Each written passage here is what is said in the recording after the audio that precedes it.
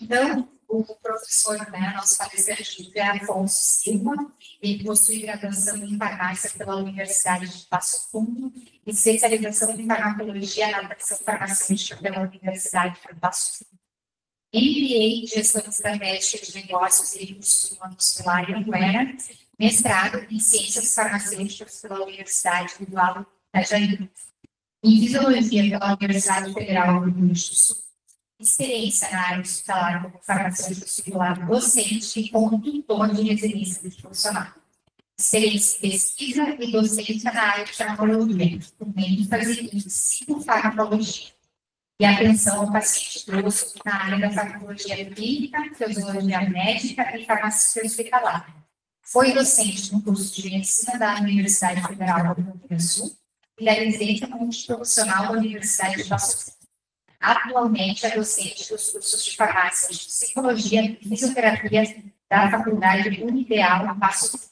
Há mais de 5 anos e fundador da plataforma de aulas virtual Farmacologia Aplicada L2A, que atualmente já conta com mais de 100 mil alunos online. Criador dos perfis do Instagram e YouTube do Farmacologia Fácil. Seja bem-vindo, então, professor José Afonso, falar dessa questão. Bom dia. Dia chuvoso, né?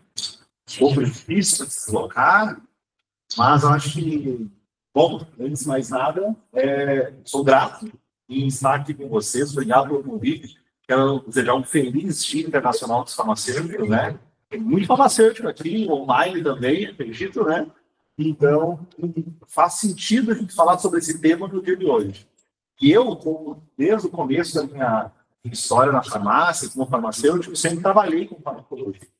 E quando, acho que a fase mais importante da minha carreira, enfim, foi aqui em Porto Alegre, né? Doutorado na URGS ali, onde eu fiz fisiologia, e eu fiz esse percurso que eu fiz hoje, ir até a rodoviária, ficar um tempinho na rodoviária esperando para ir no local, né, que a gente vai fazer alguma coisa, que hoje palestra, mas eu iria na aula, né, na época. Isso me fez voltar um pouquinho no tempo e lembrar da minha época de estudante também.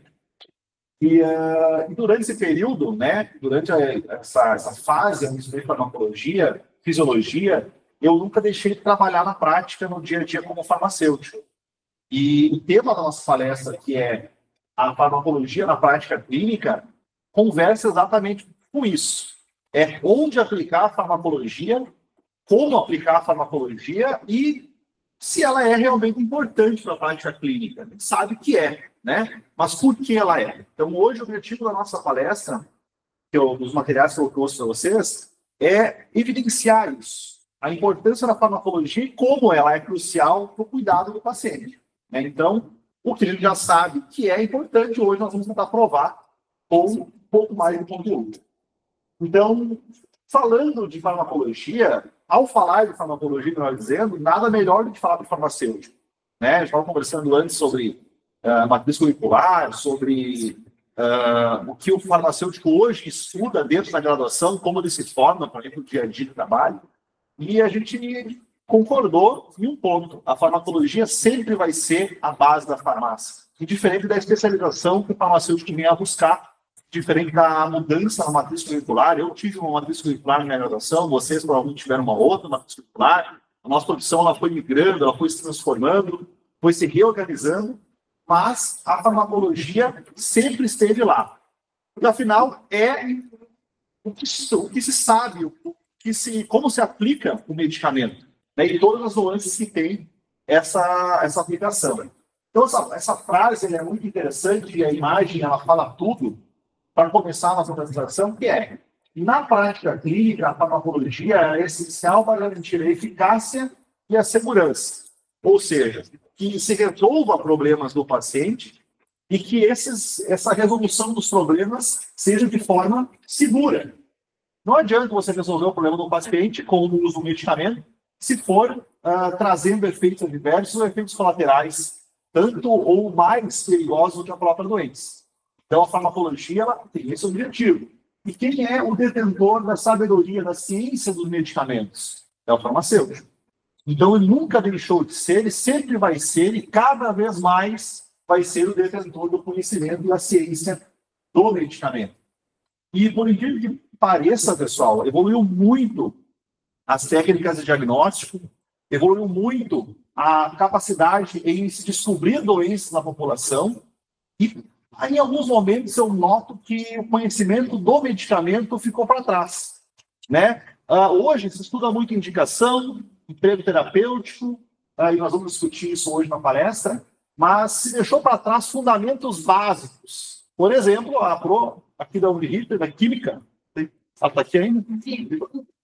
Por exemplo, fundamentos químicos dos medicamentos ficaram para trás. E que lá na frente, quando você tem um efeito adverso, um efeito colateral do uso daquele medicamento, justifica muito por causa desses fundamentos básicos das drogas, das substâncias que foram esquecidas. Então, aí que está a ciência do medicamento. E aí que está o farmacêutico como detentor dessa sabedoria. Então, vamos fazer um raciocínio juntos aqui. Vocês estão aqui comigo, vocês estão online também. Qual é a base da farmacologia? A base para se estudar a farmacologia, para se ter ideia do que faz o medicamento no nosso organismo e como ele faz, principalmente. A base é essa. Química farmacêutica. Né? Quem aqui estudou química farmacêutica na faculdade? A matriz curricular, ela mudou muito. Hoje, as universidades deixam de trabalhar a química farmacêutica para substituir por outras matérias que não a química farmacêutica, pensando que ela lá na frente, na terapêutica, não vai importar tanto. Mas ela é a base. Quais as estruturas que o fármaco tem que podem influenciar no nosso organismo? Para além do mecanismo de ação do medicamento, que tem no organismo, mas aqueles grupamentos químicos, a gente estudou na química, né? O que impacta quando eles entram no nosso organismo e são expostos aos tecidos biológicos. Então, a base, química farmacêutica. Farmacocinética. Ai, meu Deus, cálculo da farmacocinética, né? Volume de distribuição, área sobre a curva, enlouquece a cabeça da gente. Mas não é só isso. É simplesmente por onde vai caminhar o medicamento no corpo. E vai repercutir muito depois lá na clínica do paciente isso. E, claro, a farmacodinâmica. E aí a farmacodinâmica, ela tem um lapso muito grande.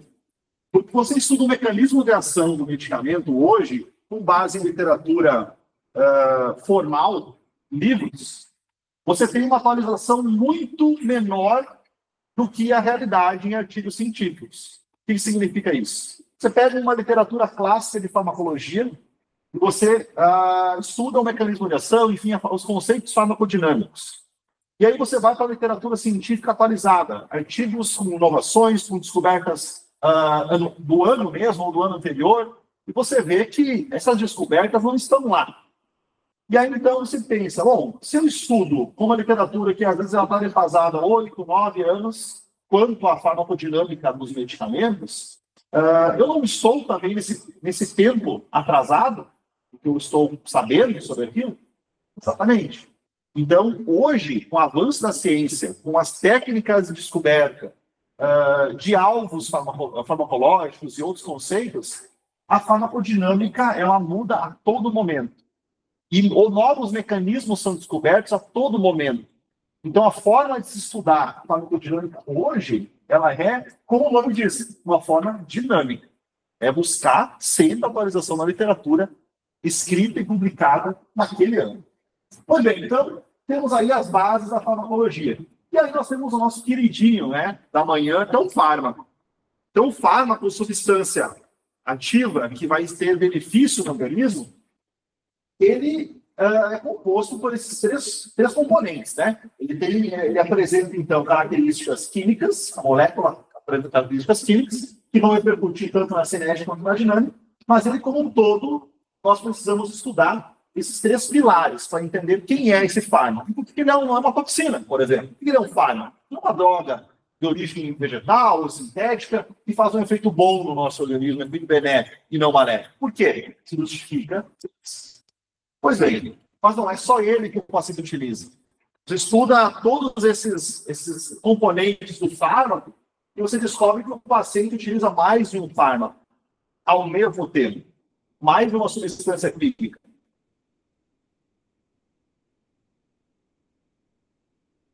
Ou as pessoas que estão robotizada, tem policomorbidades, hipertensão, diabetes, dislipidemia, doenças autoimunes. Isso vai somando em um prontuário dezenas de medicamentos. Facilmente, tempo que eu trabalhava no hospital, eu comecei como estagiário de farmacovigilância, né, no hospital, eu ficava apavorado. Chegava lá, são só 15 medicamentos, e ainda tinha alguns que eram ser necessários. Pô, eu pensava assim, bom, são 10 medicamentos ser necessários, tomara que não precise, então, usar esses 10 ser necessários, porque já pô, outros 10, né? Então, é muito fácil o paciente hoje utilizar muitos fármacos no ambiente hospitalar, que é um desfecho final, muitas vezes, de uma doença, né, crônica, mas na área ambulatorial também, né? Então, são muitos medicamentos. E aí, a complexidade começa a aumentar um pouquinho. Por quê? Quando você tem mais de um fármaco, você tem a possibilidade de interações. Ou seja, a química de um fármaco interfere na química do outro fármaco. A farmacocinética de um fármaco interfere na farmacocinética do outro fármaco. A dinâmica pela qual ele age no organismo interfere na dinâmica do outro fármaco. E aí que a ciência do medicamento começa a existir. E se fosse só interações medicamentosas, né, pessoal? Aí nós temos interações com os nutrientes que a pessoa ingere. Ou o medicamento se teletransporta para dentro do organismo. Não. Ele vai passar o mesmo caminho que aquela massa, que aquela pizza, que aquele hambúrguer, aquela salada, passa. Dá no intestinal, a maioria das vezes, né? Claro que outras vezes existe. Mas vai ter interferência com os nutrientes, né? E não é só isso ainda. E as interações dos fármacos com as doenças. Tanto o quanto uma doença, assim, o fármaco foi desenvolvido, vamos voltar lá no desenvolvimento de uma molécula. Foi desenvolvido no máximo, testado, né, nos estudos clínicos, em pacientes com o mínimo possível de alterações fisiológicas. São estudos feitos para dar certo, não é? Ninguém faz o estudo clínico para dar errado. Então, eles fazem o estudo clínico para surgir um novo medicamento com o mínimo possível de problemas daquele paciente, só realmente aquela doença testada. Mas um paciente, quando o medicamento cai na população, começa a ser utilizado, né? E aquelas pessoas que têm mais de um tipo de doença, além daquela para a qual o medicamento está sendo utilizado. Será que essas alterações não influenciam no medicamento? Numa farmacocinética, uma função renal, né? Uma alteração no trato gastrointestinal, com certeza, né? Opções cardíacas, pulmonares, com certeza. Então, doenças interferem no efeito e na cinética, na química do medicamento. E o próprio medicamento, o próprio fármaco, melhor dizendo, a molécula, também pode influenciar gerando outras doenças no paciente, né? Desenvolvendo alterações fisiológicas ao ponto de ser categorizado como uma doença. Então, quando se fala na ciência do medicamento, nós temos uma alta complexidade. Isso não acontece apenas com um medicamento. O paciente utiliza vários, como eu disse. Então, essas interações elas podem se multiplicar, elas podem se correlacionar. As interações com nutrientes elas podem acontecer num dia, no outro dia não acontecer. Então, essa é a complexidade do uso de fármacos. E o problema é que se resume isso tudo que está aqui, agora você já viu, né? Nossa, muita coisa. Se resume a uma palavra só, quando se fala em farmacologia. Qual a indicação desse fármaco?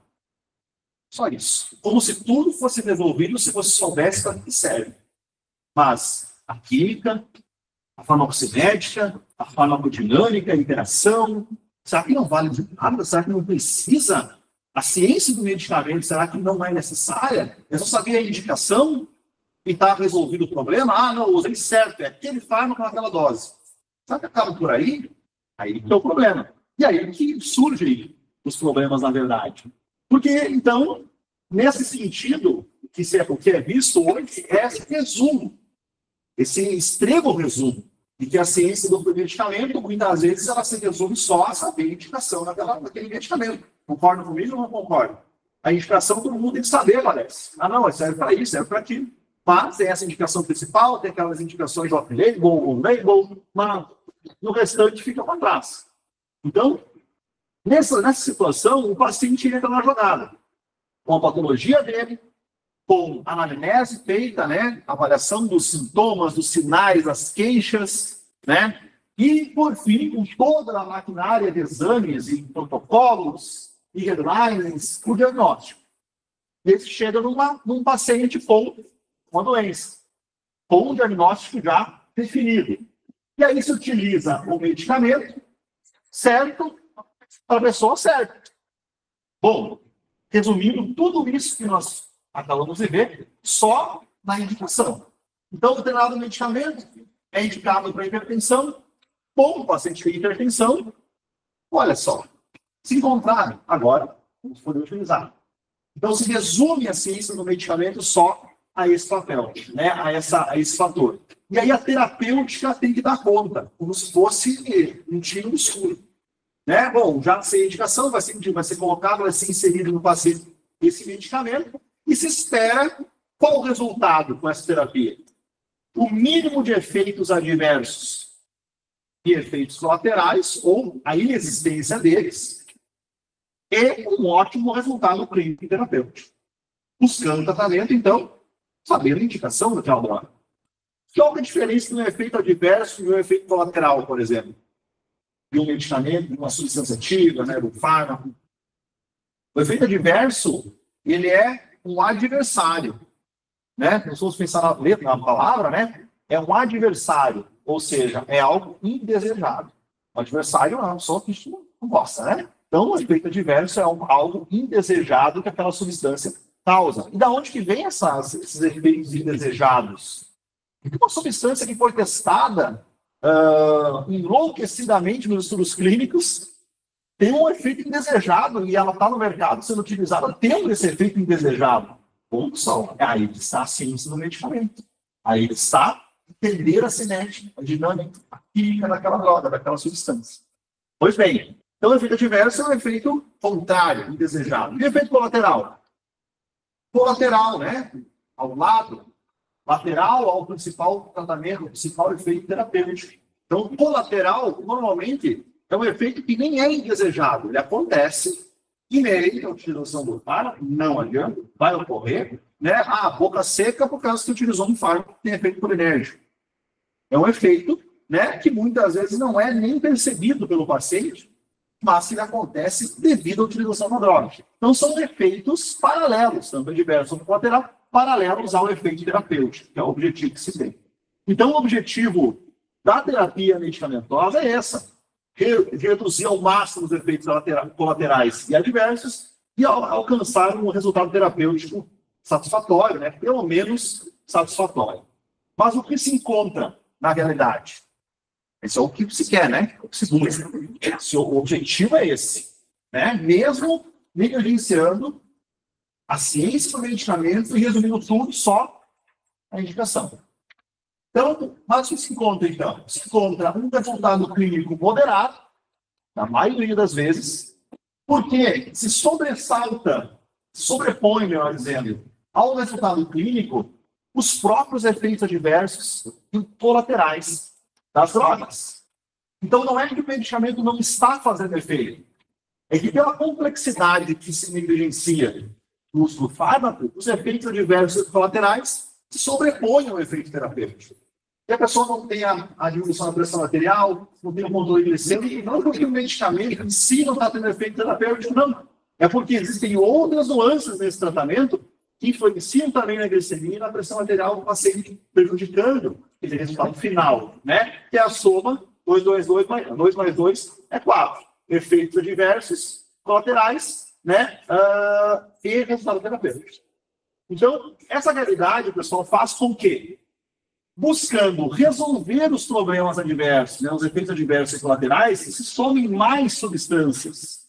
Porque você não se coloca como uma justificativa o uso de um fármaco para o surgimento do efeito adverso. Muitas vezes a pessoa tem uma queixa e, ao invés de se buscar a ciência do medicamento e justificar que aquele efeito, aquela queixa do paciente vem da terapia que ela já está utilizando, se busca resolver aquele sintoma com mais um medicamento. É comum ou não é comum isso? Infelizmente é. E aí, quando vê, para resolver os efeitos adversos e colaterais, o paciente toma mais e mais substâncias, ingere mais e mais fármacos, e aí, claro, ele pode até alcançar um resultado clínico e terapêutico, mas ele vai estar tratando também vários efeitos adversos e colaterais do mesmo tratamento. E aí chegamos na realidade mais comum de hoje, citada por vários autores no mundo todo, que é o resultado terapêutico em cima, né, sobre diversos tipos de condições patológicas, é um resultado terapêutico satisfatório, que muitas vezes não alcança a qualidade de vida, o paciente está com vários sintomas, né, vários sinais de efeitos adversos e colaterais, associados a efeitos adversos e colaterais contínuos. Eu lembro de uma pesquisa que a gente fez no interior, próximo ao Poço Fundo, Mato Castelhano. Conhece Mato Castelhano? Não? Pertinho, você conhece. Então, lá em Mato Castelhano, as pessoas iam no posto de saúde, era uma aluna minha da farmácia, estava fazendo um estudo lá com os dados que ela tinha no posto de saúde. E ela começou a ideia da pesquisa, na verdade, porque ela via que muitos pacientes iam na farmácia do posto pedir saliva artificial. E aí não tinha lá. Ela tinha que comprar, manipulado, levar para lá, e aquilo, e vários pacientes compravam saliva artificial. E aí, mas era uma informação que ela tinha, que ela não tinha passado no começo da nossa pesquisa, mas ela sabia disso porque ela trabalhava lá, ela estava no estágio lá no final. E aí a pesquisa era sobre antidepressivos durante a pandemia. A gente queria ver o aumento da dispensação de antidepressivos e psicotrópicos, em geral, mas principalmente antidepressivos, antes, durante e pós-pandemia. Essa era a pesquisa. E aí teria muito a associação de amitriptilina e fluoxetina, ou amitriptilina e sertralina. Muito. São os dois antidepressivos. A justificativa que foi comprado, conversada com o clínico, era que ajudava também na dor neuropática dos pacientes, reclamavam de muita dor, ou para potencializar o efeito antidepressivo da própria sertralina, inserido no amitriptilina. E aí, sabe que, no primeiro momento, eu não sabia da informação da saliva artificial, né? E eu fiz uma lista, falei para ela, agora você vai, então, pega e faz uma lista de efeitos adversos deles, né? Eu encontro de artigos que correlacionam, e a gente vai começar a estudar. E aí, ela me mandou uma mensagem, professor, meu Deus, aqui diz que é esse artigo boca seca, aquele artigo efeito polinérico, assim, e tu acredita que os pacientes que usam amitriptilina e sertralina, ou amitriptilina e fluoxetina, todos vêm aqui com queixa e querendo saliva artificial. E os pacientes achavam que era normal. Ninguém tinha levantado essa hipótese, ninguém estava falando sobre isso, e eles tinham um efeito, olha só, um efeito colateral, né, que estava se tornando um efeito adverso, na verdade, porque incomoda, é uma coisa que as pessoas não começam a causar outros problemas, né? Isso por anos. Antes da pandemia, durante a pandemia, depois pós-pandemia. Então, as pessoas acostumam, pessoal, a ter efeitos colaterais. Elas nem sabem o que é ter um tratamento sem efeitos colaterais e efeitos adversos. Essa é a realidade. Né? É que nem aquela história. Eu tomo café antes de dormir. E eu durmo tranquilamente, é uma ótima noite de sono. Até o dia que você não tomar café por uma semana e dormir. Você viu o sono que é sem café. Então, já acostuma, né? Com uma rotina. E quando vê, a gente está realmente acostumado a um problema. Né? Isso tudo é o nosso cotidiano. E hoje nós temos mais um componente. E nessa referência, eu encontrei várias correlações, tanto na psiquiatria quanto nas doenças como hipertensão e diabetes, que é o quê? A farmacogenômica. Né? A farmacogenética, melhor dizendo. Que nem é levantada essa hipótese em nenhum momento. Né? Será que essa pessoa, com todos esses problemas, com efeitos adversos contínuos, colaterais, que são que a pessoa se acostuma, será que realmente ela metaboliza aquele medicamento de maneira correta? Será que ela não tem se ela não é hipermetabolizadora ou hipometabolizadora daquele medicamento, daquela substância, por uma questão genética? Então, a farmacogenética, ela entra nessa seara, né? Nesse conjunto de problemas que ainda nem é levantado como deveria, mas logo em seguida, com certeza, nos próximos anos, vamos ver muito mais sobre a farmacogenética. Pois bem, e aí eu construí essa tabelinha para vocês olharem e pensarem, eu já vi pacientes com esse tipo de queixa. Eu já vi. Isso, pessoal, essa tabela é os principais efeitos adversos de medicamentos Eu tirei alguns que normalmente não são queixas do paciente. Então, o paciente polimedicado tem uma grande chance de ter queixas nesse sentido. Por exemplo, fotossensibilidade, né? Tontura, alterações pressóricas, tanto picos quanto quedas da pressão arterial, dores articulares, dores musculares, né? Ou comprometimento músculo-esquelético, ansiedade, depressão, febre, reações alérgicas. São sintomas que, quando o paciente relata, a primeira ideia que se tem é, bom, vamos resolver o problema tratando esse problema. Mas, essa tabela, ela vem dos principais efeitos adversos do uso de medicamentos crônicos, né, para doença crônica. Será que não é o contrário que tem que ser feito? Será que não é uma reanálise, um mapeamento, né, dos medicamentos que o paciente utiliza e um ajuste para que o medicamento que ele utiliza não cause esse efeito adverso, não cause esse efeito colateral, e aí está a ciência do medicamento. Não é tratar um novo sintoma só porque ele existe, mas descobrir a causa pela qual ele surgiu. Né? Não é normal a pessoa ter tontura. Não é normal uma pessoa ter dispneia, sendo que não tem nenhum problema pulmonar. Não é normal a pessoa ter dor muscular, fraqueza muscular, sem nenhuma doença musculoesquelética. Então, esses problemas, muitas vezes, eles advêm do uso de fármacos. Mas por que não se levanta muitas dessas hipóteses? Porque foi estudado apenas a indicação. E não a química, e não a farmacodinâmica, e não a farmacocinética, não a ciência do medicamento. E aí está o farmacêutico. É aquele que traz essas soluções, né, da terapia do paciente.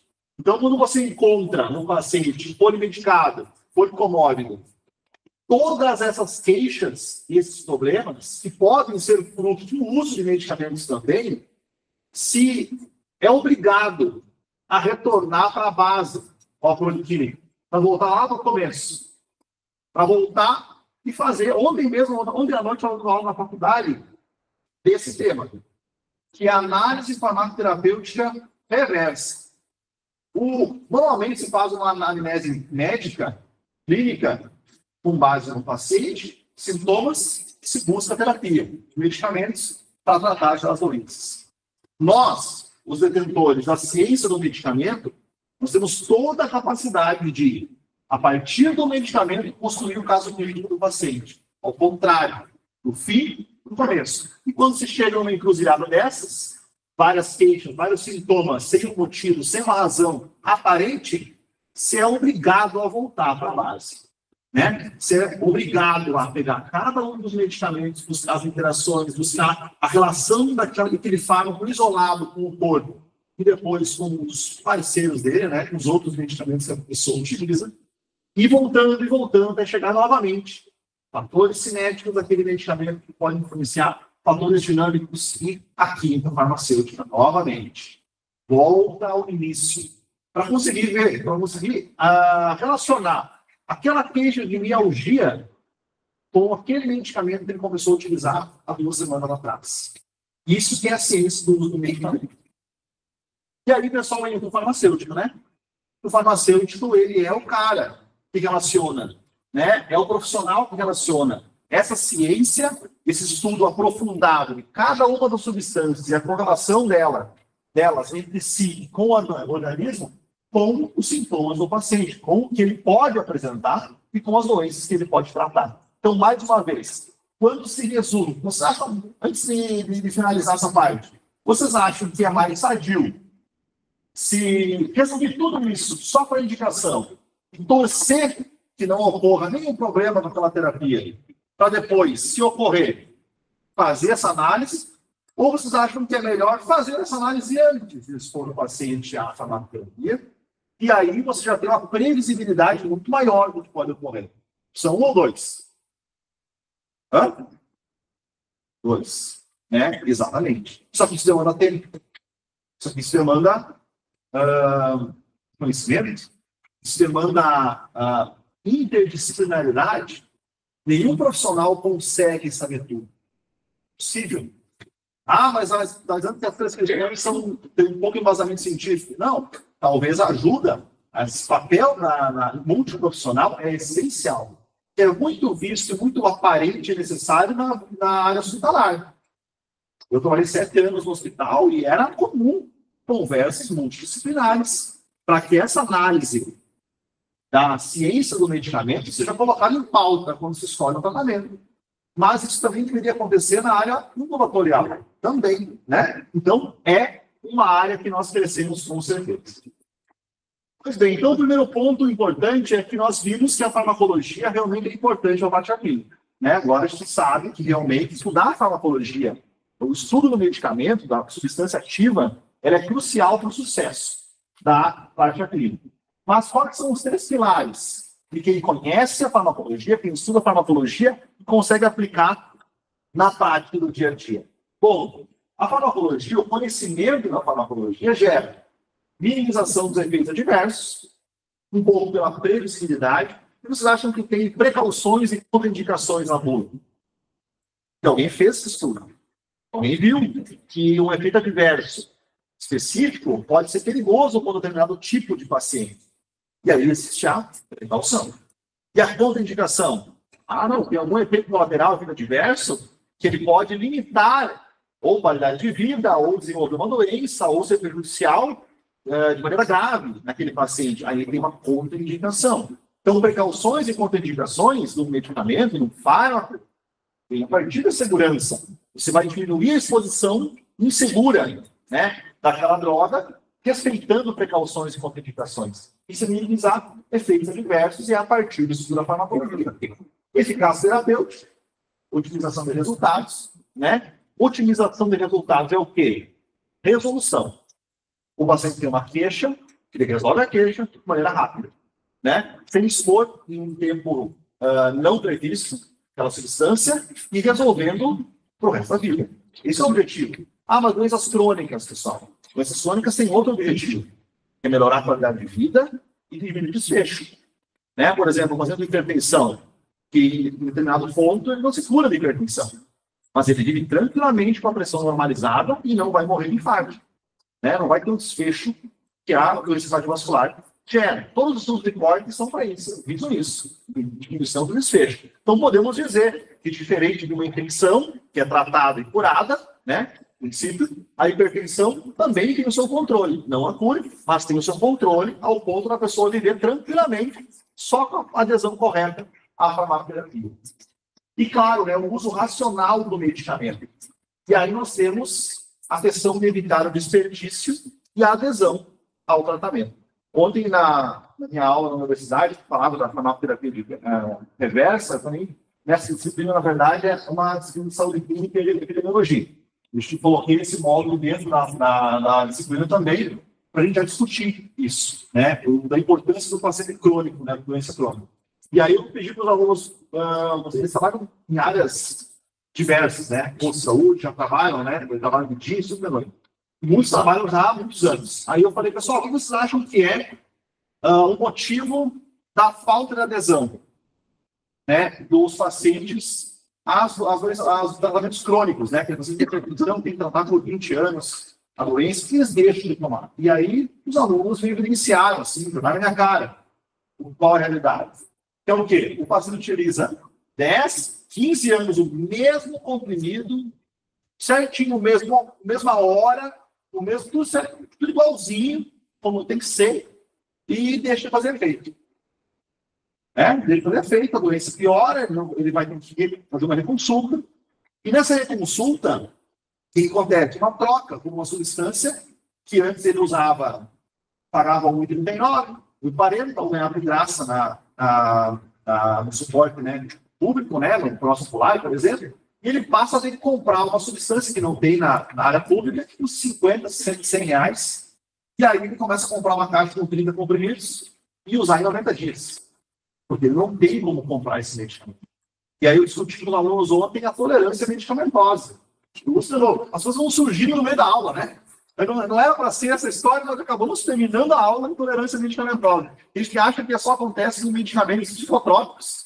Mas qual que é a justificativa de um paciente migrado, utilizar um medicamento por tanto tempo e do nada aquele captopril, aquela losartana não faz mais efeito? né? Não começa a ter um resultado terapêutico, né? Se você estudar a farmacologia, você vê que é possível tolerância medicamentosa em qualquer substância. Afinal, você tem em casa uma fechadura e uma chave, se você usar aquela fechadura todo dia, vai chegar um momento que ela vai dar coxa, né? E isso é tolerância. Não pode mais como era antes, né? E aí eles falaram, não, professor, a principal causa da falta de adesão é essa. O paciente está usando todo dia, já conseguiu colocar na rotina dele aquele comprimido, aquele medicamento, aquele orçamento mensal, e de repente troca por uma substância que ele não tem como comprar e falta adesão. E eu na minha visão, eu achava que era... Enfim, não tinha levantado essa hipótese. Né? Os alunos trouxeram para mim e eu vi que realmente deve ser... é verdade isso. Essa mudança no tratamento, sem uma orientação e sem uma previsibilidade para o paciente, diminui bastante a adesão. E faz parte, né, essa adesão aqui no uso racional, sem desperdício, né, e usar de maneira correta. Pois bem, aí, pessoal, eu pensei, o que nós vamos fazer? Em que momento da minha carreira, assim, do meu trabalho, eu vi que a farmacologia, eu tinha que sentar e estudar farmacologia. Porque eu me formei e fui direto trabalhar em farmácia comercial. Né? O primeiro trabalho meu foi na farmácia comercial, fui responsável técnico. E aí, a primeira coisa que tive que estudar foi legislação. E aí, dispensação de controlados, aquela coisa, né? A chave do armário dos controlados era bolsa farmacêutico, e tudo muito bem controlado. Tinham funcionários da farmácia que tinham mais tempo de farmácia do que eu tinha de vida. Então, era uma enciclopédia, né? E eles sabiam muita coisa e eles não respeitavam. Se eu chegasse com uma artigo da portaria na mão, eles não me respeitavam. Então, começou minha carreira assim. E a farmacologia, ela foi vindo, aos poucos. E eu lembro que a primeira vez, eu até coloquei aqui, bem lúdico, bem assim, como se fosse um caso mesmo para vocês. A primeira vez que eu vi assim, meu Deus, eu preciso estudar. Então, eu vocês agora, vendo o caso, também vão ter esse pensamento. Eu preciso sentar e me retornar lá para a base, da química, da dinâmica e da cinética, porque eu estou por cima, eu estou na pontinha do iceberg e tem muito para estudar abaixo, na água. Então, foi quando eu entrei no hospital. Na farmácia, era aquela rotina diária, aquelas tarefas técnicas diárias. Quando eu fui para o hospital, eu entrei na farmácia clínica, comecei a fazer farmácia clínica, e eu comecei a ver mais o paciente como paciente, com essa mudança que eu tive, essa grande chave quando eu entrei no hospital. Depois eu voltei para a farmácia comercial com essa visão do paciente como paciente. Eu não enxergava só uma pessoa levando o medicamento. Eu mudo completamente a visão. Eu ficava horas e horas com o paciente depois na sala de serviço. Eu acho que a visão da gente com a pessoa que a gente atende, ela pode ser tanto para o lado do comercial quanto para o lado como paciente mesmo, cuidado, né? E quando eu saí do hospital, eu tive essa visão. E dentro do hospital aconteceu esse fato. Era 2012, eu tinha começado no hospital há pouco tempo. E daí no hospital, eu trabalhava na entrada do hospital, ficava um tempo na farmácia comercial e um tempo dentro da farmácia, na farmácia clínica. E ali tinha passagem de pacientes que iam fazer exame, pacientes que iam consultar com consultório particular, então, pessoas que entravam para internar, a internação também era por lá. Alguns entravam errado pela emergência, era por lá, mas não era, mas eles entravam, tinham que acompanhar a emergência. Então, era tipos de pacientes diferentes, perfis totalmente diferentes. E aí, um belo dia, então, o seu Antônio apareceu lá. O seu Antônio, ele foi para o hospital, na verdade, para verificar, para conversar com o médico dele, cardiologista, porque o INR dele, né, então, um exame muito importante para quem está tratando doença cardiovascular, ele teve um infarto, estava usando varfarina, estava alterado. E não sei por quê. E o médico não sabia. A princípio, até ali, né? Então, alterou o INR, ele estava ajustando, ia ajustar a dose da varfarina, titular a dose da varfarina, para regular de novo o INR. E eu, né, como farmacêutico, já sabia qual era o problema da varfarina. Eu tinha feito todo um encarte um tempo atrás, poucos dias antes, inclusive, aonde eu falei da alimentação. E fui nos postos de enfermagem, sabe, Pano Novo? Quer limpar tudo? Eu cheguei no hospital assim. Não, vamos ter que terminar, vamos ter que capacitar. Eu fiz um manual de interações medicamentosas, e vamos falar com os enfermeiros, vamos falar com os técnicos, e tal, naquela vida. Né? E me achando, né? Agora sim. E aí, a primeira coisa que eu falei, que eu lembro que eu fiz foi os medicamentos de baixo índice terapêutico, os medicamentos potencialmente perigosos, a varfarina estava ali dentro, e o que podia influenciar. Eu fiz toda uma cartilha da alimentação. O que podia influenciar? Diarreia influencia. E uso de alimentação com alimentos ricos em vitamina K influencia. Eu estava tudo na cabeça. Aí quando ele falou que usava varfarina, aí começou a tremer, minha cara. Eu vou poder dar a minha instrução, né? Meu Deus. E ele começou a falar que estava com o INR alterado. Aí, né? Eu chamei de São Antônio. Você sabia que a varfarina, ela é uma substância, um medicamento, que ela tem um foco na vitamina K. Ela inibe uma vitamina no teu corpo. E se você ingerir muito dessa vitamina, você pode cortar o efeito da varfarina.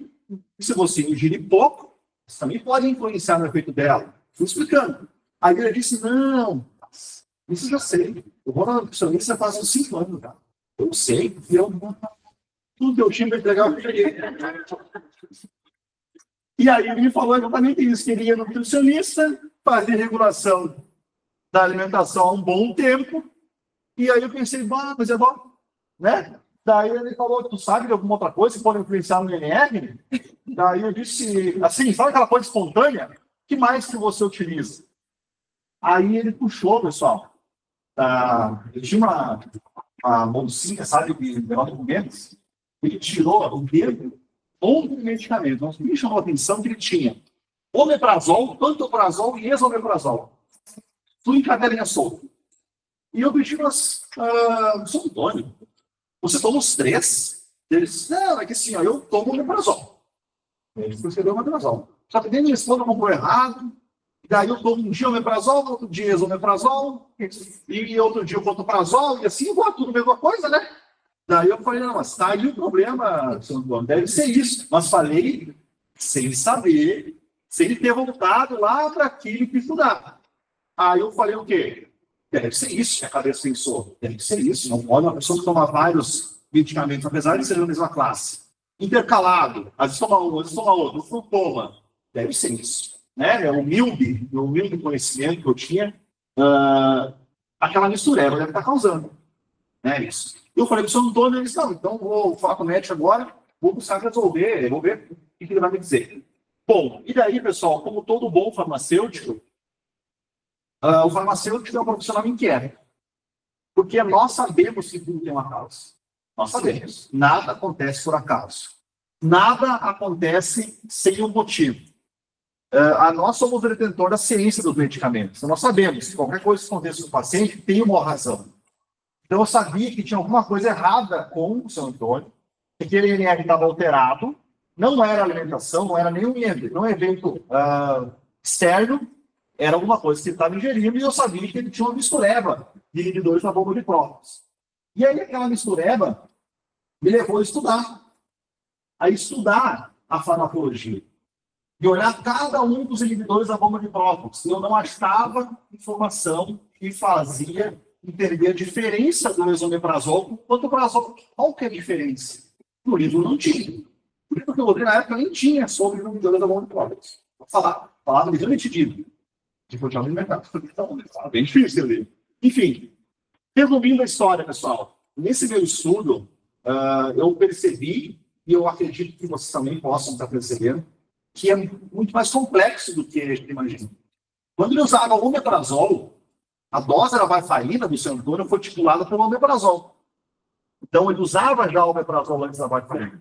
Então, ele tinha um inibidor do metabolismo da varfarina, que é o omeprazol. Então, a varfarina entrava no corpo dele e tinha um metabolismo prejudicado por causa do omeprazol, mas ela foi titulada, a dose da varfarina foi estabelecida no paciente com essa interação. Então, o corpo dele trabalhava daquele jeito, com o omeprazol todo dia de manhã em jejum. E a mulher dele entregou esomeprazol para ele um dia. E aquele esomeprazol não faz a mesma coisa com o metabolismo da varfarina. Ela tem uma influência diferente sobre o metabolismo da varfarina. E aí, a varfarina mudou. Aí, no outro dia, ele tomou pantoprazol, mudou mais um pouco. Então, a forma com que o corpo, na presença do inibidor de prótons, na bomba de prótons, trabalhava sobre aquela dose da varfarina que era diária, mudou e flutuava entre uma hipermetabolização com a hipometabolização, e aí que o INR dele desregulou. Aí eu descobri. Não era só vegetais. No outro dia, na outra semana, encontrei São Antônio e, por incrível que pareça, o que o médico orientou para ele foi exatamente isso. Só que ele não fez, eu acho, esse estudo todo, né, que eu olhei, qual que é a P450, que cada um atua e o que influencia no omeprazol, mas ele deu a mesma orientação, porque ele deve ter visto a mistureba e pensou, é a mistureba. Não, São Antônio, só usa o omeprazol. E aí, indiretamente ou involuntariamente, resolveu, né, talvez tenha resolvido, não sei se regulou em R depois dele, mas talvez tenha resolvido o problema sem ter esse.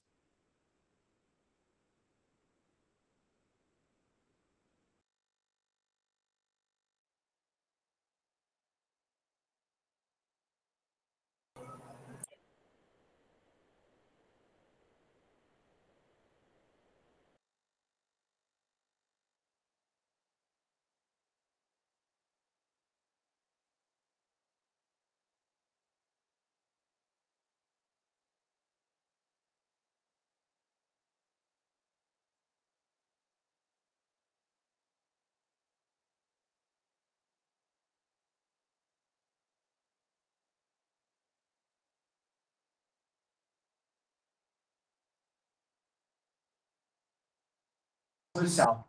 A gente, com o tempo de balcão, né, a gente começa a perceber que os mesmos pacientes barra clientes vão, o mesmo perfil, né? Ainda mais quando você está numa farmácia comercial próximo de um centro específico, que nem eu trabalhava numa farmácia comercial na frente do hospital ortopédico, lá em Passo Fundo, IOT, que é um hospital grande ortopédico. Então, todo sábado de manhã, dava alta pacientes pós-cirúrgicos.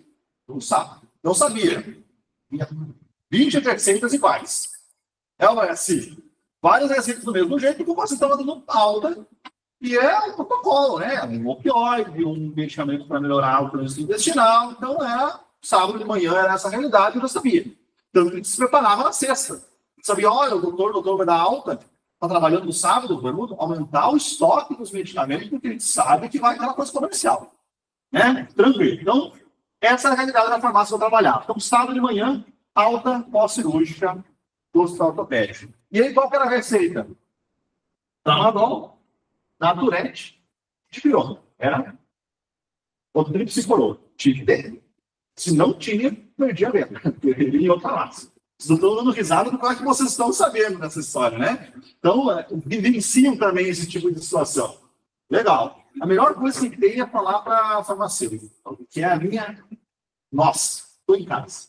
Então, perfeito, né? Receita de Tramadol. E aí, a dona Joana, ela veio uma cirurgia de joelho, deu alta, e levou aquela mesma receita, pessoal, que eu vendia, que era dispensável, estava 10 vezes na mesma manhã, e que no mês era nem sei quantas pessoas levavam a mesma prescrição. Não, mas é uma cópia? Não, é que é um protocolo mesmo, pós-cirúrgico, muitas vezes usado isso, né? Hoje, por exemplo, usando o oxicodona no lugar do tramadol, hoje está sendo utilizado o canabidiol no lugar do tramadol e da oxicodona. Então muda, né? Mas a época era essa.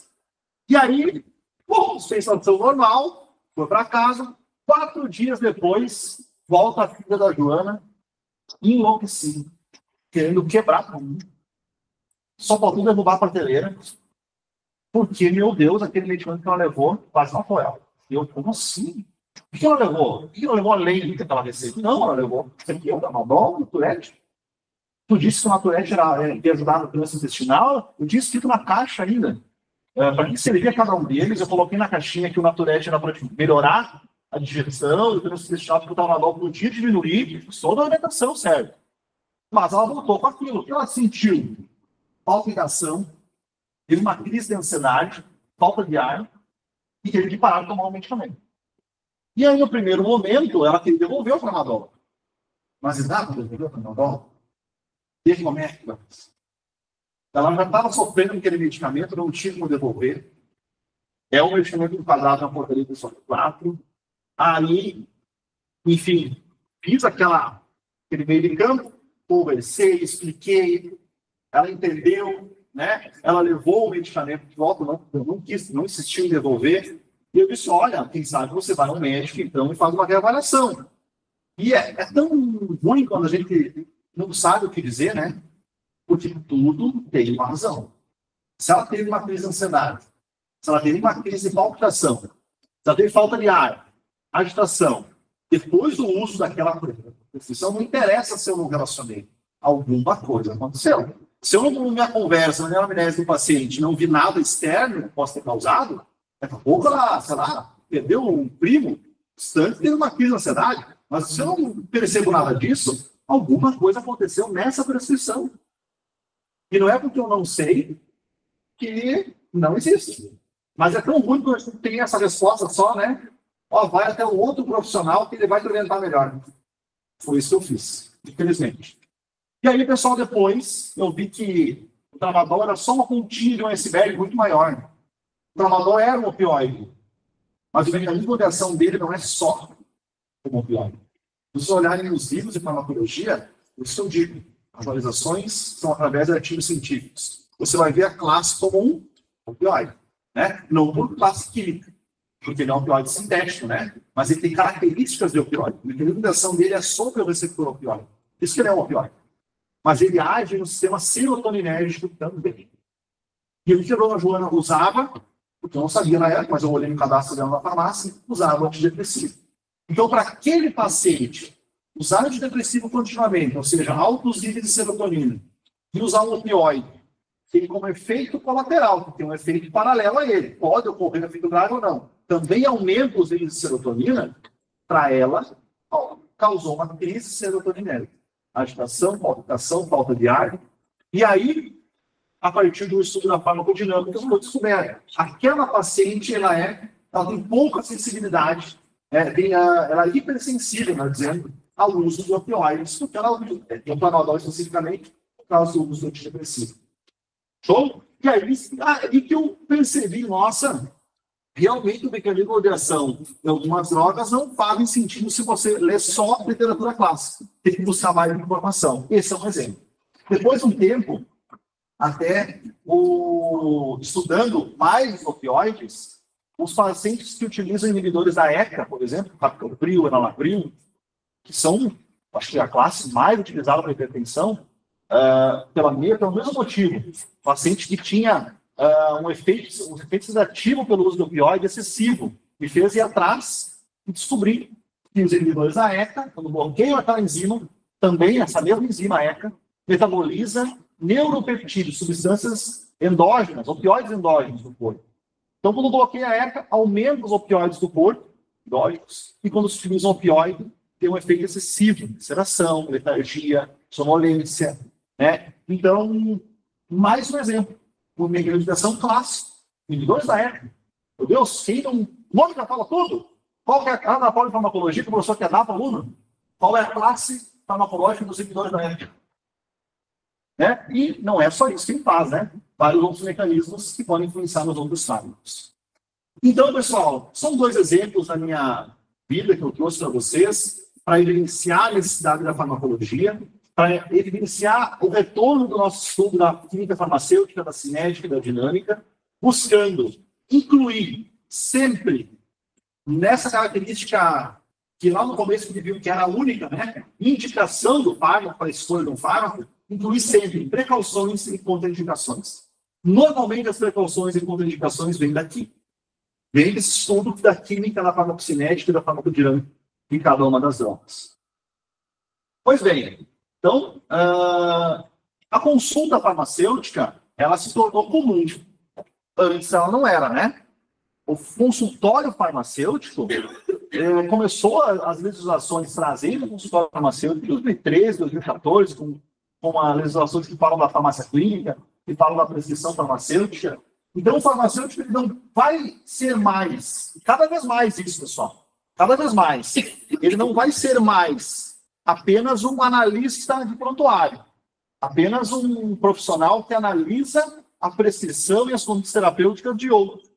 Ele vai ser o iniciador de condutas terapêuticas. E hoje, nós vimos agora há pouco, né? Pouco tempo. Hoje, nós temos prescrição de MIPs, não é?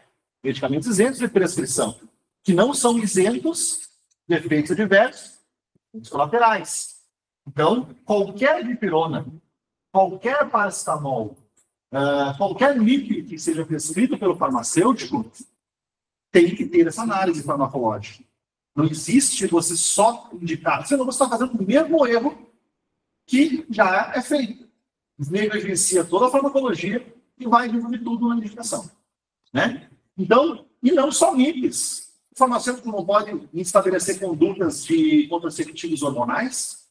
Também. Né? Então, olha isso, pessoal. É uma análise, é um protocolo. Né? Então, o nosso órgão de classe, inclusive, liberou um mega material muito legal sobre isso, para capacitar. Então, faz muito sentido o farmacêutico ter esse olhar agora como consultório. E aí nós temos algumas linhas de prescrição farmacêutica, como dor de febre, distúrbios digestórios, enfim, reguladores de biofilm intestinal, pele, couro cabeludo, sistema respiratório, como grito desfiado, suplementação, emprego de vitaminas, um campo gigantesco. O mais importante que eu posso falar para você sobre isso é a prescrição farmacêutica é um ato de registro de conduta terapêutica. Então, a prescrição farmacêutica ele extinguiu a orientação farmacêutica. A orientação farmacêutica é aquela conversa que você no balcão, que você indica algo, que você fala sobre algo, sem registro, sem nada, sem responsabilidade técnica. A prescrição, ela acaba sendo a principal ferramenta do farmacêutico, que ela seja feita. E a prescrição, ela vem a partir de algoritmos de prescrição, algoritmos clínicos, onde você faz perguntas assertivas, abertas muitas vezes, o paciente responde, você compõe o raciocínio clínico e você tem a opção. Qual que é o pensamento do farmacêutico? E olha que nobre, pessoal, olha que nobre é a atuação do farmacêutico na prescrição que nenhum outro profissional tem. Nenhum outro profissional. Isso aqui é uma cópia um pouco mais ilustrativa do manual do CFF, né? Que eu uso para os alunos. O que o farmacêutico faz? Olha que nobre que é isso. Ele é o detentor da ciência do medicamento, concordo, né? Beleza. Mas ele não é o detentor da ciência do diagnóstico. Talvez ele seja, mas hoje não é. Então, o farmacêutico tem a humildade de saber que quando ele pega um paciente com uma sintoma autolimitante, ou seja, ele está com febre, chegou na farmácia com febre, está com sintoma. Ele tem 1 milhão de coisas que ele não estudou sobre febre. Mas ele tem que saber, pelo menos, o que é uma febre autolimitante. Que é aquela que vai se curar por pouco em 10 dias. Mas que ele pode acelerar o tratamento dele, a cura do paciente, a resolução, em 3 dias. Ou menos. Então, nesse sentido, olha o que o farmacêutico faz, como ele usa a farmacologia. Ele sabe do medicamento. Mas ele vai fazer uma triagem do paciente na consulta farmacêutica, onde ele vai definir se o paciente ele tem qualquer sinal de alerta que exija que o farmacêutico encaminhe ele registrado na receita farmacêutica, para um especialista.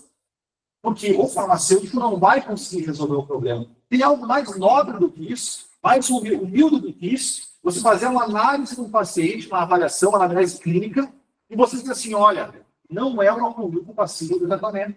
Aqui. Então você vai até um cardiologista, porque ele vai poder tratar. Uma cefaleia, por exemplo, pode ser uma cefaleia funcional, pode ser um aneurisma. Então, nessa triagem, toda a prescrição farmacêutica é uma triagem. Isso é muito importante saber. Toda a prescrição farmacêutica é uma triagem que o farmacêutico faz. Ele vai, através de perguntas e do conhecimento da farmacologia, indicar um local correto para o cuidado do paciente, quando não é uma conduta autolimitante, ou a busca da resolução do problema. Outra coisa importante, que é interessante também na prescrição farmacêutica, toda a prescrição farmacêutica, ela exige uma continuidade. Exige uma continuidade. Todo final de uma prescrição farmacêutica, além de poder ser encaminhado pelo especialista, aquela avaliação, também prevê um retorno em 3 dias. Então, é uma relação de cuidado que o farmacêutico tem com o paciente. Além de ser ao ato mais nobre do profissional da saúde, que é definir corretamente o local correto de se cuidar o paciente, também esse cuidado contínuo. Então, além disso, a gestão de terapias, né, a gente falou, então o farmacêutico sai um pouquinho da gestão de terapias e vai para a prescrição, e a colaboração interdisciplinar, que é participar de grupos de diferentes profissionais. Porque quem já tem um conhecimento do medicamento é o farmacêutico, mas ele pode muito mais somar na equipe do que ser o único profissional da saúde daquela equipe. Ou de não fazer parte daquela equipe. Então, ele soma com esse conhecimento todas as equipes que ele participa. E aí, no começo, eu falei que, na prática clínica, a farmacologia é essencial. Mas a farmacologia é a ciência do farmacêutico. Não tem como o farmacêutico não trazer a farmacologia para o dia a dia dele. Por isso eu digo, às vezes eu vejo alunos assim, eu não gosto de farmacologia. Calma, coração, não fale isso para mim. Chegando me dando na alma. Vamos voltar e vamos tentar amar a farmacologia. Ela faz parte do nosso dia a dia, faz parte da nossa profissão. Então eu vou mudar aquela frase inicial. Eu falei, na prática clínica, a farmacologia é essencial. Vamos colocar assim, então, na prática clínica, o farmacêutico é essencial. Sem o farmacêutico não existe prática clínica. O conhecedor da ciência do medicamento é o farmacêutico. Não tem outro profissional que estuda mais o medicamento do que nós. Show? E por hoje, pessoal, é isso. Obrigado por esse tempinho e fico aberto a discussões e perguntas também.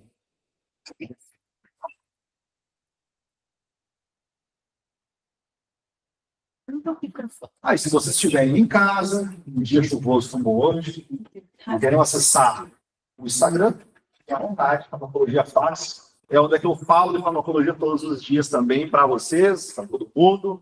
Quero facilitar um pouquinho, né? Tem muitos que realmente dizem que é difícil. Está tudo juntos. Pessoal, quando vocês ficam com vontade de fazer perguntas, tá? Vai ser tá? Professores já vou fazer um comentário. A primeira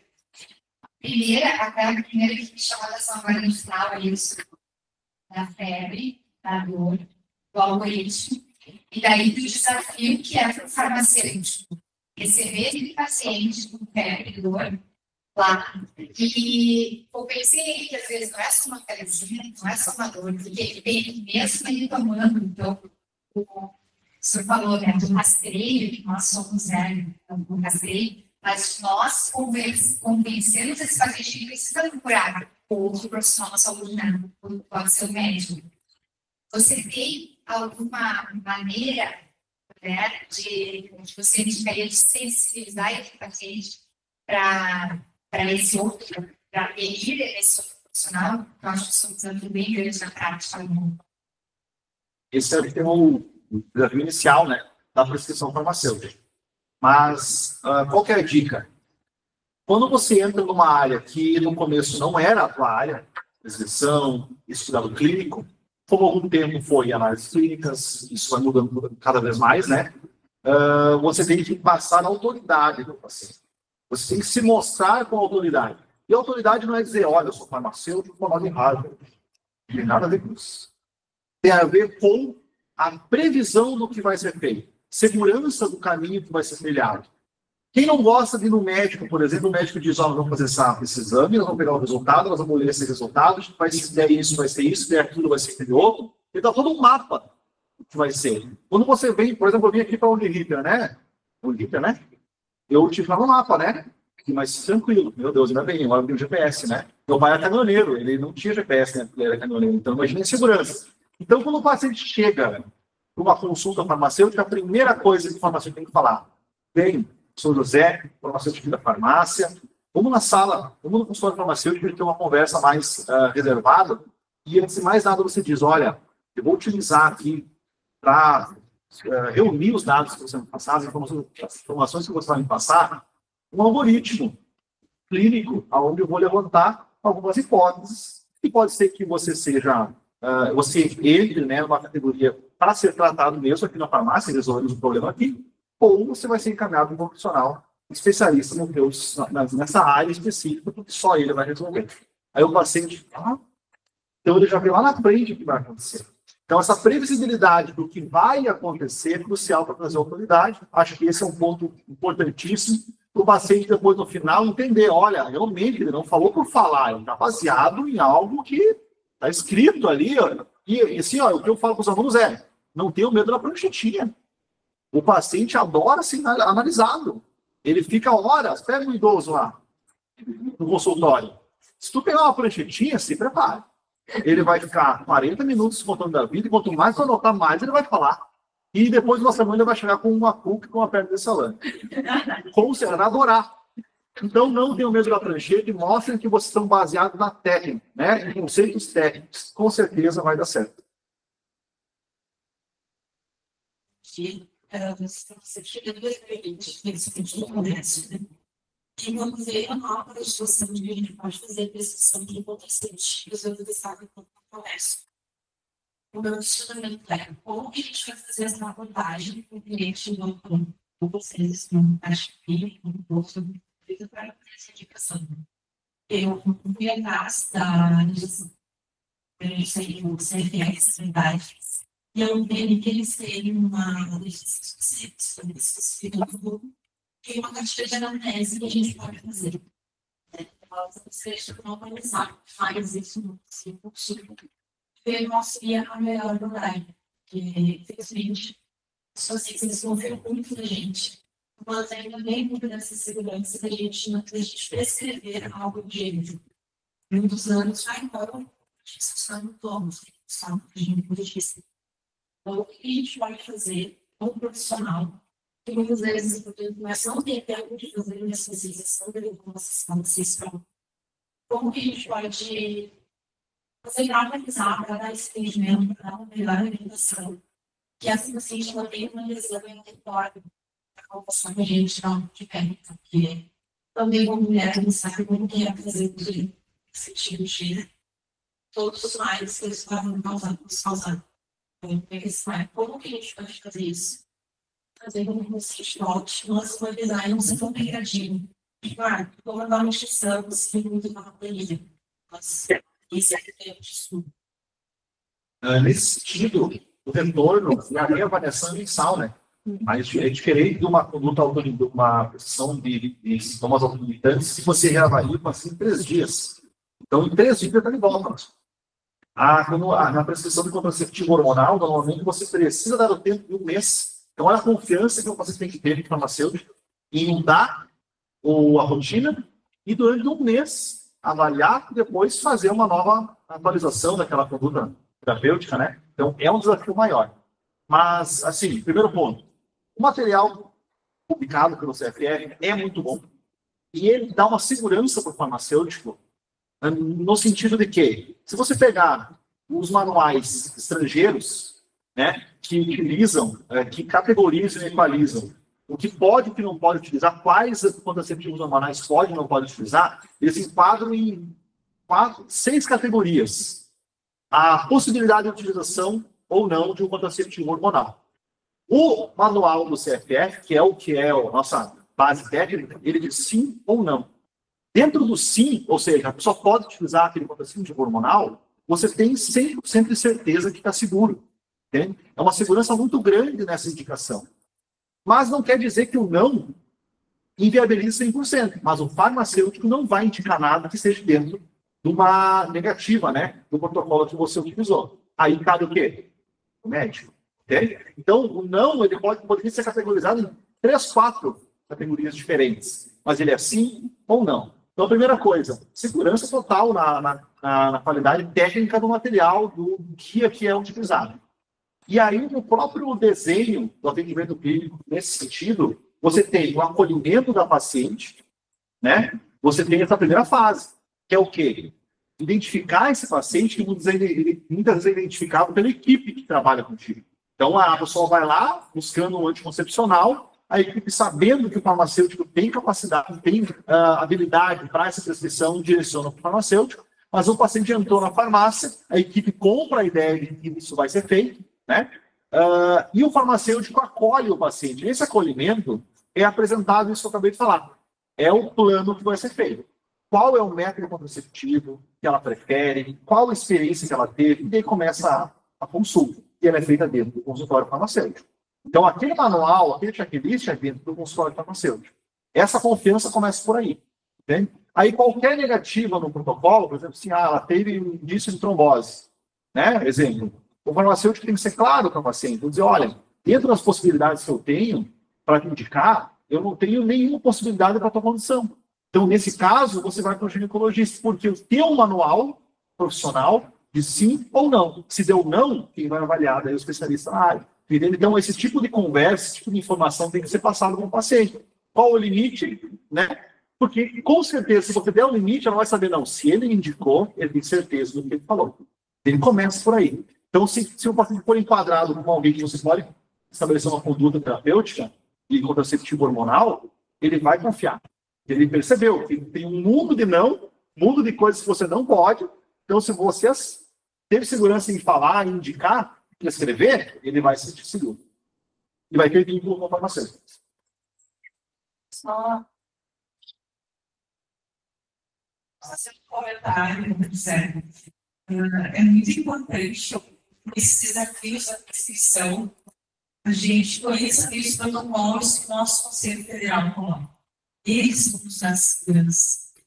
Falar que fazem um bem que enfatiza isso, porque o Conselho Federal, os conselhos profissionais, cada vez mais vem trabalhando para ampliar nossa atividade. Né? E farmacêutico pode, deve sim, né? Nós somos profissionais que nós conhecemos farmacologia de todas as instituições de saúde.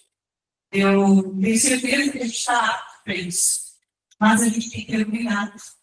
E a partir do momento que o conselho coloca esse protocolo, isso de nós seguirmos, não fugirmos dele, de maneira nenhuma, isso vai nos dar segurança. Eu quero só reforçar isso com vocês, né? Para que no dia a dia é a prática profissional que também vai nos dar essa certeza, essa segurança, esse posicionamento com o paciente. Né? O não se sentir menos foi encaminhar o paciente para um médico. Não, nós nos sentimos mais, porque a gente sabe o nosso limite também. Então, saber essa fala, né, para a gente cuidar muito, estudar os protocolos. Tem muita coisa que pode vir para nós no federal, que ainda pode não estar bem adequada ao nosso dia a dia. E isso é muito importante também para a gente, como profissional, para a gente pratica a nossa atividade. A gente vai dizer para o nosso Conselho Federal como que isso vai acontecer na prática. Então, esse feedback também é importante a gente dar a vocês, né? Eu acho que tem gente interessada já começar e querendo, né? As atividades de inscrição. Usem conselhos. Usem o nosso Conselho Regional de Farmácia também para isso. Para tirar as dúvidas, para trazer, olha, isso aqui não está funcionando bem, pode funcionar. Nem sempre o protocolo. Mas é a segurança do Conselho usar. Sigam ele e qualquer dúvida nos concluir. Os nossos técnicos também do Conselho. Vou passar para o Cristina, depois eu coloco diminuir também os técnicos que vocês podem conversar com a farmácia clínica, com a farmácia comunitária, com outras áreas também, de os grupos, tá? Quero deixar esse recado, usem o conselho para isso. E nós temos também a própria orientação técnica, né? Do conselho, que é a orientação técnica, CNFS.br. Vocês estarem, né, tirando suas dúvidas, e os grupos técnicos @crps.cnfs.br. Eu já usei você. Deixa eu só fazer uma pergunta. Vamos comentar. A gente tem esses dois canais. E quando eu falo grupo técnico, é aquele grupo de colegas nossos que estão no dia a dia da profissão. Que o conselho chama, que a diretoria do conselho chama para subsidiar o nosso dia a dia, a nossa situação profissional. A gente tem também a orientação técnica, que é maravilhosa. Então, a nossa orientação técnica do conselho, eles conversam com farmacêuticos, estão sempre atualizados de todas as normas sanitárias, normas do conselho, e vão informar tudo para vocês. A grande diferença, né, que eu acho do grupo técnico é o dia a dia da nossa função. Então, lá no conselho, nosso grupo técnico conversa muito com a orientação técnica, para tentar fazer o dia a dia do profissional uma forma mais simples de nos entregar uma norma técnica. Então, só essa mensagem também a nossa diretoria, a nossa gestão, teve que olhar ao formar os nossos técnicos, de trazer para o dia a dia uma norma técnica com uma tradução melhor, para que a gente consiga também conversar com o nosso paciente, né? Não entende também muitas formas técnicas, não entende muitas coisas, então, nós puder ter essa discussão com você. Eu vou para nós finalizarmos em função do tempo, tá? Pessoal, tem uma colega aqui dessa ano que nós estamos lá também, ela mandou uma pergunta, tá? Ela me um bom dia a todos que estão aqui. Excelente palestra, José. Realmente há muitas causas para o paciente ter efeitos adversos e colaterais, uso irracional de medicamentos psicoterápicos, por exemplo, chás, sem dosagem certa, regional, cigarro, bebida alcoólica, falta de informação, e graças a Deus os pacientes confiam muito na gente. E nós somos o caminho para ajudar aqueles que precisam de cuidados e atenção. E encaminhando os profissionais certos. Grata ao CLF, parabéns ansiosa para passar aqui pela comissão do chat. Então, agora, nós vamos, a presidente Giovana vai entregar e, né,